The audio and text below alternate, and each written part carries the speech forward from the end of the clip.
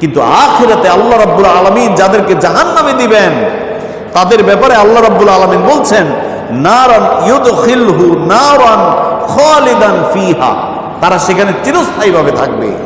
ওয়ালাহু আযাবুন মুহিন, আর তাদের জন্য রয়েছে লাঞ্ছনাদায়ক শাস্তি।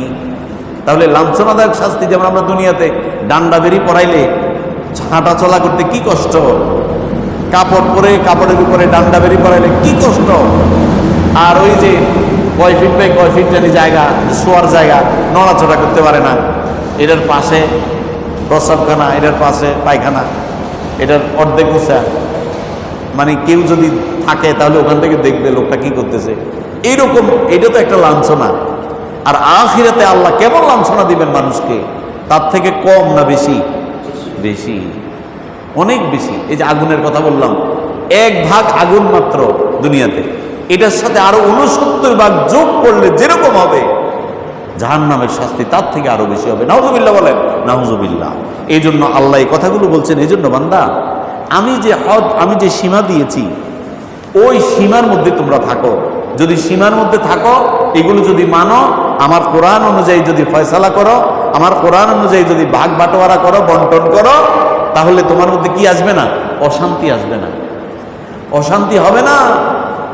আর যদি আমার কোরআন অনুযায়ী বন্টন না করো, নিজের মত মতো করো, বড় ছেলেরে বেশি দিলা, ছোট ছেলেরে কম দিলা, ছোট ছেলেরে বেশি দিলা, মেয়েদেরকে কম দিলা, মাথার মধ্যে হাত বুলাইয়া বললা আব্বা দোয়া করে দিছি।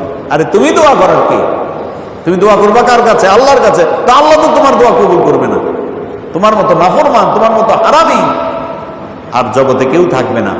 কারণ আগে আল্লাহর বিধান মানতে হবে, তারপরে দোয়া করতে হবে। আমার কথা বুঝতেছেন কি? বেশি শক্ত হয়ে যাচ্ছে?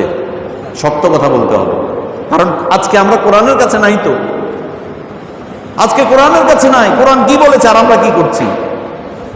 বন্টন করে নিজের মতো করে। আল্লাহ যেভাবে বন্টন করতে বলেছেন ওইভাবে বন্টন করে না, যার কারণে সমাজের মধ্যে শান্তি না অশান্তি, অশান্তি ভরা। এখন এই অশান্ত সমাজকে শান্ত করতে হলে এই কোরআনের বিকল্প নাই, কোরআনকে মানতে হবে। বিশেষ করে বন্টন নীতিতে, মিরাসে, তারপর ফরায়েজ, এইগুলো করতে হবে আল্লাহ যে বিধান দিয়েছেন এই বিধান অনুসারে।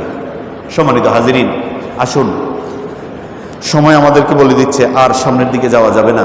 আজকে আমরা যে বিধানগুলো জানলাম সেটা হচ্ছে যে বন্টন নীতি হবে আল্লাহ যেভাবে বন্টন করেছেন ওই অনুসারে, নিজেদের মতো করে না।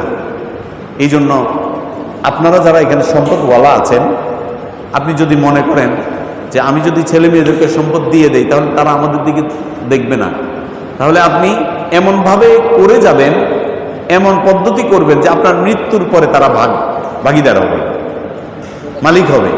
এরকম করে আমরা করে যাই। আল্লাহর বিধানকে, আল্লাহর কোরআন অনুযায়ী আমরা ফয়সালা করি, বন্টন নীতি আমরা অবলম্বন করি। আমরা ফরায়েজ যেভাবে বলেছে, ফরায়েজ যে কিতাব ওইটার এলেম আমরা অর্জন করি। আল্লাহ তাআলা আমাদের সবাইকে ওই ফরায়েজের এলেম, কোরআনের এলেম অর্জন করার তৌফিক নসিব করুক। সবাই বলে আমিন। ওয়া আখিরি দাওয়ানা আনিল হামদুলিল্লাহ।